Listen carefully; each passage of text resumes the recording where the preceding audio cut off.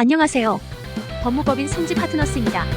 타인에게 돈을 빌려줄 때에는 차용증을 작성해 자신의 자산을 지키는 것이 좋지만 그 금액이 소액이거나 지인 간에 발생한 일이라면 차용증을 작성하지 않는 경우도 많습니다.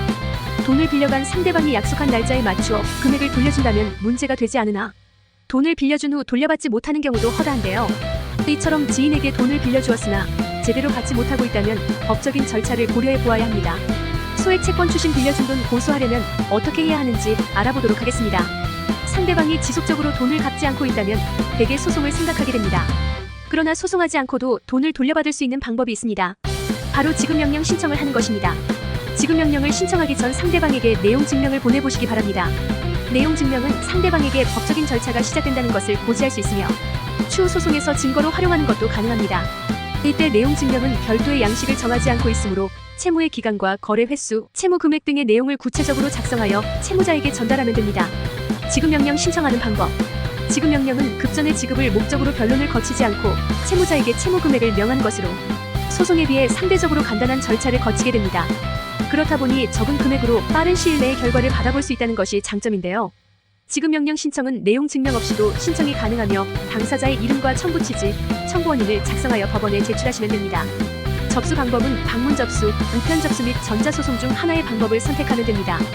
해당 서류를 수령한 채무자가 이의를 제기하지 않는다면 지급명령이 확정되며 그렇지 않고 상대방이 이의를 제기한다면 소액 채권 추심 소송으로 문제를 해결해야 합니다. 소액사건 심판규칙 제1조 2 소액사건의 범위.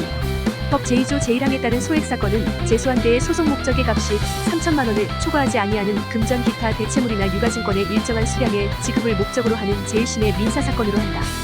다만 다음과 코에 해당하는 사건은 이를 제외한다. 1. 소의 변경으로 본문의 경우에 해당하지 아니하게 된 사건. 2. 당사자 참가, 중간 확인의 소 또는 반소의 제기 및 변론의 병합으로 인하여 본문의 경우에 해당하지 않는 사건과 병합 심리하게 된 사건. 소액 채권 추심의 경우 단 한 번의 변론 기일을 가지며 심리를 마친 후 즉시 선고하고 있습니다. 만일 판결이 확정된 이후에도 상대가 돈을 갚지 않는다면 강제력을 동원해야 합니다.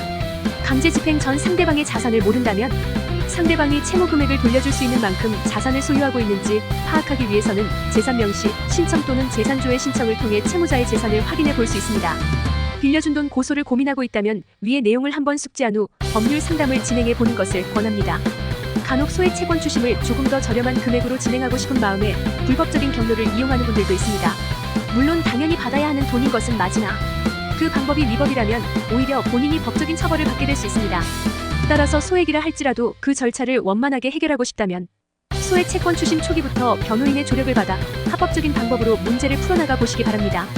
관련 사례를 소개하도록 하겠습니다. 의뢰인과 채무자는 20년 된 친구 사이로 채무자가 사업에 실패하여 의뢰인에게 2천만 원을 빌려달라 부탁해 그 자리에서 2천만 원을 입금해 주었습니다.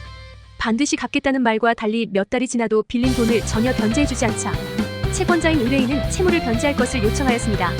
그럼에도 채무자는 핑계를 대며 날짜를 미뤘고 결국 연락조차 닿지 않자 의뢰인은 저희 법인을 찾아 빌려준 돈 회수를 의뢰했습니다. 의뢰인이 채무자에게 이체한 내역을 통해 채무를 갚지 않고 있다는 것을 드러내어 어렵지 않게 승소 판결을 받을 수 있었습니다. 이후 채무자에 대한 신용조사 및 주거래 은행계좌에 대한 채권 압류 및 추심명령을 신청하여 채무 금액을 회수할 수 있었습니다. 지금까지 합법적인 방법으로 빌려준 돈을 돌려받는 방법에 대하여 알아보았습니다. 상단에서 언급한 것과 같이 제대로 된 방법을 이용하지 않는다면 예상하지 못한 상황이 발생할 수 있으므로 그 금액이 소액이라 하더라도 변호사와 함께 하시기 바랍니다. 이상 법무법인 성지 파트너스였습니다. 감사합니다.